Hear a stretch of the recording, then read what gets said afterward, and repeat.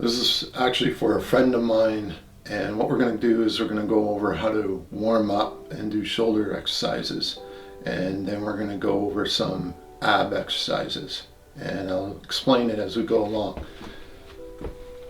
I have severely hurt my left shoulder playing baseball with the boys, so I swung really hard at a fastball, which I'd never swung at before, and I actually felt it pop out.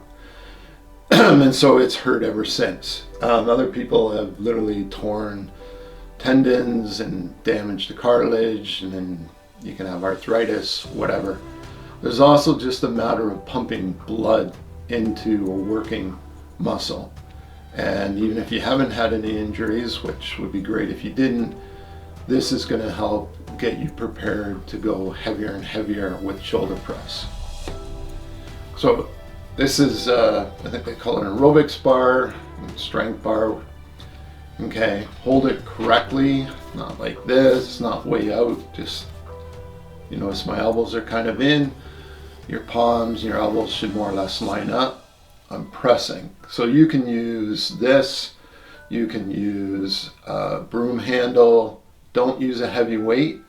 You start off slow, my knees are soft by the way, not locked out. Nice and soft, and you get faster. What I'm doing is I'm pumping blood in, and you're going to do between 20 and probably 30 reps.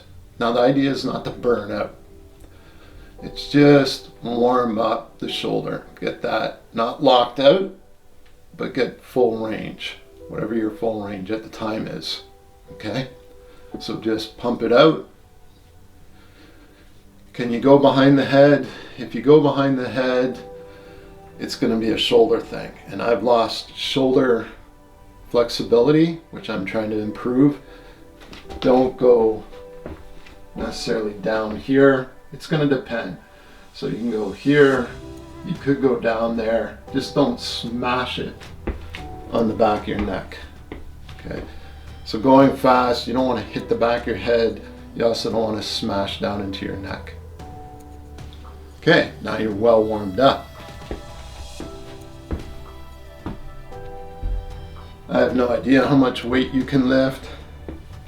Ideally, you want to grab a weight that's light. If you have a barbell, which I don't right now, you can use it. Start to go heavier again, keep the knees nice and soft. The thing with a barbell is you're going to have to set it on the floor, or depending on how heavy it is, you're going to have to rack it. Okay, so you can do one arm. You can hold on a post or something. 8, 12 reps. Again, you want to keep the reps high. You're not really in the strength point here. So just nice and repped out. You can do the other side. I am pro stretching in between sets. I had someone tell me that you don't need to do that as long as you do full range of motion. And after losing a bunch of shoulder flexibility, I'm going to say they're wrong. So if you have a bar or something, you can grab on it, you can stretch out, you can put it on a door handle or a door frame, and then stretch out, okay? And you can go up higher. It's supposed to be the pec minor. Pec minor is the one that draws the shoulder forward. And it's often a culprit. If it's too tight, it will definitely affect your shoulder range of motion, right? So you can then you do it on the other side. Just nice and gentle. You can hang from chin up bar if you're okay with that, or just grab onto something, stretch out. Okay, so just pretend I'm grabbing onto something. Then you want to go heavier. So if we're doing one arm at a time, and the dumbbells, try to do it without assistance. If you're finding that you can't quite get your 8 or 12 reps, you can start using your other hand. Just don't do it a lot, and that's also so when it comes back down, you're safe. Okay? Whatever you do on one, you do on another. So if you can, now if you have a weaker shoulder, you're actually going to have to do more work with it to try to create a balance between. So if my left is weaker, then what I want to do is maybe an extra set with it and start strengthening it up so it becomes equal with the right. Now, if your injury is really bad and your left shoulder is never going to be as good as your right, be smart. Just build it up as much as you can. And dumbbells is maybe safer in that way, because a barbell, the right side will start to do all the work. Okay, so that was a 25-pound dumbbell. So I'm nice and warmed up. I want to challenge myself a little bit more. I'm not going to do the 60-pound today. You can come up. Now, again, if you can do it on your own, try not to go way over like this. You want to keep balanced, press, and then when you get tired, if you don't have someone to assist you, you can do it on your own. If you do have someone to assist, they can go behind you and just kind of gradually lift. If you're the person assisting, you only help the person as much as they need. Don't do all the work for them, okay? The objective is for them to get stronger. So you press, see how well you do, and then again, just use the other hand or other arm to add a bit of assistance.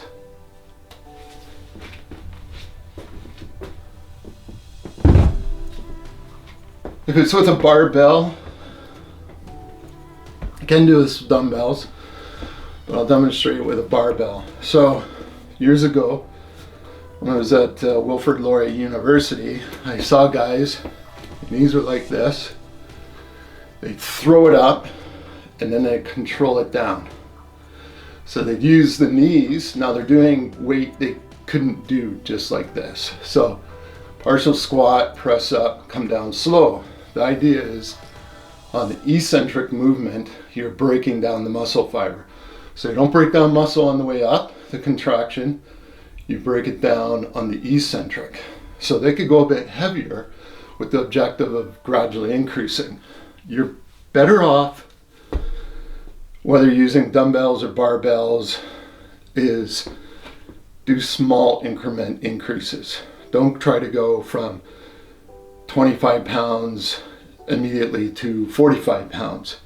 Go 25, 30, etc. If it's a barbell you're using, you might be able to do 2.5 pound increments depending on what weights are available.